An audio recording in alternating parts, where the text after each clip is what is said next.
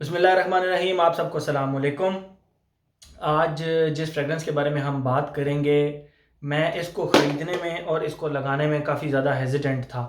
तो लेकिन मैंने इसको ख़रीदा और उसके बाद मैंने इसको लगाया और ट्राई किया। मैंने कहा मैं इसके ऊपर एक रिव्यू भी बना देता हूँ। ये है जी हमारी कैरोलिना हरेरा की CH मेन प्रिवे। ये इनका आई थिंक प्राइवेट लाइन है, उसका है। ये EDT वर्जन है और 100 ml की बॉटल है। ओके, ये सर्दियों ये इसका एक्सटर्नल बॉक्स और ये इसकी बॉटल है। आप देख सकते हैं मेरे पास 2016 बैच है। मैं अपनी सारी फ्रेगरेंसेज हारिस सलीम से लेता हूँ, जैसे कि आप लोगों को पता ही है।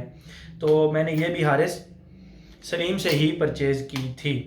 ओके, अब हम आते हैं इसके, थोड़ी सी बात करते हैं इसके ऊपर। बहुत सारी इसके ऊपर कंट्रोवर्सी रही कि ये बूजी फ्रेगरेंस है, इसमें एक नोट है जिस तरह मतलब आप कह सकते हैं कि शराब की तरह का एक नोट होता है। बट क्योंकि मैं ऐसी फ्रेगरेंसेस पसंद ही नहीं करता, दो फ्रेगरेंसेस के आपको नाम बता देता हूँ। एक हो गया नसो मैथोस का ब्राउंदा और एक एप्पल ब्रांडी बाय किलियन। जब भी ये फ्रेगरेंसेस जब भी आप लगाते हैं, इनमें से प्रॉपर शराब की स्मेल आती है। वो बंदा लगाकर मस्जिद नहीं जा सकता। तो जो फ्रेगरेंस बंदा लगा के मस्जिद ना जा सके, मैं वो मतलब किस तरह हम उसमें नमाज नहीं पढ़ सकते, तो वो किस तरह हम फ्रेगरेंस लगाएं। हम तो सुन्नत नबवी के तौर पर एक खुशबू लगाते हैं कि चलो नमाज पढ़ेंगे, लोगों को खुशबू आएगी, करीब करीब के लोगों को खुशबू आएगी, तो बस वो सुन्नत के तौर पे लगाते हैं। तो इस तरह मतलब मुझे ये नोट जो अल्कोहल की स्मेल है ना, शराब की जो स्मेल है, वो मैं परफ्यूमरी के अंदर लाइक करता ही नहीं। इस पे मज़ीद बहस भी मैं नहीं करना चाहता। खैर, इसके अंदर थोड़ा सा डिफरेंट केस रहा। ये CH मेन प्रिवे जो है, इसका थोड़ा सा डिफरेंट केस रहा। ये 2016 बैच है।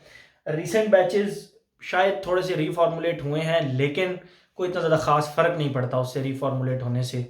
आप अगर कंट्रोल्ड एनवायरनमेंट के अंदर हैं तो 6 से 7 से 8 घंटे आपको एक फ्रेगरेंस जो है ना वो दे देगी, परफॉर्मेंस दे देगी। मैं थोड़ा सा कोशिश करता हूँ आजकल ये जो है ना लिख लेता हूँ कि इसकी खुशबू इससे मिलती जुलती है, वो लिख लेता हूँ, फिर देख के आप लोगों को बताता हूँ उससे। अच्छा, जैसे ही आप इस फ्रेगरेंस को लगाते हैं ना, इसके स्टार्ट में आपको बहुत ही प्यारी एक सिट्रसी सी खुशबू आती है। वो जो सिट्रसी सी खुशबू है वो आप कह सकते हैं कि lemon plus orange plus bergamot की एक मिली जुली सी, एक खट्टी सी सिट्रसी सी फ्रेगरेंस होती है। तो वो बहुत ही वो, लेकिन वो टिकती बहुत कम है, 15-20 मिनट। जब आप उसका इंजॉय करना शुरू करते हैं तब तक वो जा भी चुकी होती है 15-20 मिनट के अंदर अंदर।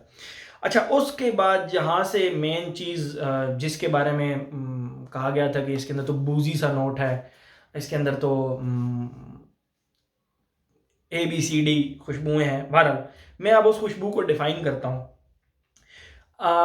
तकरीबन 5-6 साल पहले ना मुझे पिंपल्स निकला करते थे, पिंक पिंक रेड रेड, जो फेस पे पिंपल निकलते हैं। तो उसके लिए मुझे कई बंदे कहते थे कि एक ड्रिंक आती थी टिन के अंदर, उसका नाम था सिंडी मॉल्ट 79। वो नॉन अल्कोहलिक एक टिन हुआ करता था, और आबे जो भी उसको कहते हैं। तो वो लोग कहते थे कि आप वो पिए, आपके दाने ख़त्म हो जाएंगे। उस वक्त इतना नॉलेज नहीं था, अब तो खैर इसमें डिग्री कर ली। तो उसमें ये होता है कि पानी आप थोड़ा पिएंगे तो आपको दाने निकलेंगे। उस पे टॉपिक पे नहीं जाते। बहरहाल, वो मैंने सिंडी मॉल्ट पी, लोगों के कहने पे कि इससे पिंपल ख़त्म हो जाते हैं। कभी हो जाते थे, कभी नहीं होते थे। बहरहाल, वो एक अलग चीज़ है। वो नॉन अल्कोहलिक होती है सिंडी मॉल्ट, सेम उसकी एक खुशबू होती है। अगर आप लोगों में से जिसने पी हुई है ना वो सिंडी मॉल्ट, आप सिंडी मॉल्ट 79, वो टिन होता है डार्क ब्लू से कलर का। अगर आप लोगों में से जिसने पी हुई है तो आप लोगों को उसका बहुत अच्छे तरीके से आइडिया होगा कि उसका एक ना सोडे की तरह की एक जिसमें कार्बोनेटेड ड्रिंक्स होती हैं उस तरह की एक खुशबू होती है, लेकिन थोड़ा सा जिंजर टाइप होती है वो। तो इसकी सेम जो सेकंड फेज है ना, उसके अंदर वो उस सिंडी मॉल्ट की प्लस बहुत ही डार्क वुडी वुडी फ्रेग्रेंस किस तरह की, मैं पहले भी बता चुका हूँ। जिस तरह आप अपने पुराने घरों में जाएं, वहाँ पे दरवाजे लगे हुए होते हैं, बहुत ही पुराने जो डिज़ाइनी टाइप होते हैं, वो जब गीले हो जाए ना तो उनसे एक खुशबू आना स्टार्ट हो जाती है। एग्जैक्ट वो खुशबू इसकी सिंडी मॉल्ट के नोट के साथ मिलती है। ये कम से कम 1-1.5 घंटा ये फेज़ चलता है। उसके बाद मुझे जो इसके अंदर फील हुआ, ईव सेंट लॉरेंट का लनोई द लौम के अंदर जो एक कार्डमम का नोट आता है ना, लेवेंडर के साथ मिक्स हुआ हुआ, वो थोड़ा सा फेज इसके अंदर आया। मैंने फिर लनोई द लौम के साथ इसको मिला के भी चेक किया और यस, वो बहुत ज़्यादा सिमिलैरिटीज़ थी, क्योंकि वहाँ पे कार्डमम एंड लेवेंडर को मिक्स करके एक इसके अंदर भी एक टोन बनाई गई है। तो वहाँ पे ये थोड़ा सा लनोई द लौम की तरह थोड़ा सा लगता है, एक छोटा सा फेज बीच में आता है कार्डमम का।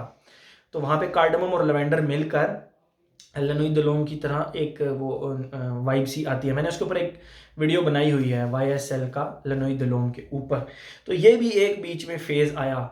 नंबर 1 सिट्रसी, नंबर 2 वो सिंडी मॉल्ट प्लस डार्क वुडी, उसके बाद थोड़ा सा लनोई द लौम की तरह भी एक आधे घंटे का फेज आया। और उसके बाद जो फेज एंड पे आया वो आप कह सकते हैं कि एक बहुत ही फीका सा लेदर, बहुत ही फीका सा एक लेदर की खुशबू आई। और उस लेदर की मतलब जिस तरह आपकी लेदर की जैकेट हो, आप उसको उठा के खुशबू करें तो वो बहुत ही एक फीकी सी खुशबू होती है। वो उसको रगड़ेंगे तो वो बर्निंग रबर की तरह होगी, लेकिन एक लेदर की अपनी एक फीकी सी स्मेल होती है और वो बहुत ही सोफिस्टिकेटेड लगती है। तो सेम इसका जो फेज है ना यहाँ पर, इसमें एक फीके से लेदर की बहुत कमाल की खुशबू आती है और उसके साथ अगेन डार्क वुड्स की एक बहुत ही प्यारी खुशबू आती है। अब इस तमाम जो मैंने आपको डिफाइन की इसकी फ्रेग्रेंस के जिस जिस फेजेस में ये चलती है, इसके बाद आप लोगों को थोड़ा सा आइडिया हो गया होगा कि ये एक विंटर फ्रेग्रेंस है। बेसिकली ये समर फ्रेग्रेंस नहीं है। विंटर के अंदर आपको ये 7 से 8 घंटे परफॉर्मेंस दे देगी। मेरा बैच क्योंकि 2016 का बैच है तो शायद मुझे ये ज़्यादा परफॉर्मेंस देती है, लेकिन रीसेंट बैचेस भी आपको कम से कम 6 से 7 घंटे परफॉर्मेंस ज़रूर देंगे। तो मैंने कहा आज मैं इसके ऊपर एक वीडियो बना दूं, आप लोगों को इसकी खुशबू भी बता दूं कि मुझे ये खुशबू डिफ़ाइन मतलब ये मुझे खुशबू ये कैसी लगी। तो ये था हमारा आज का CH Men Prive from the house of Carolina Herrera. Thank you so much.